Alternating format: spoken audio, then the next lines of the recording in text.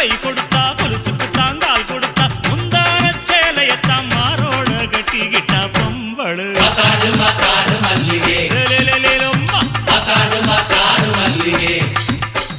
பொருத்தனைத்தான் கழட்டி விட்டா ஒருத்தனைத்தான் கட்டி விட்டா ஒருத்தனைத்தான் கையோட வச்சுக்கிட்டா பொம்பளை யாரது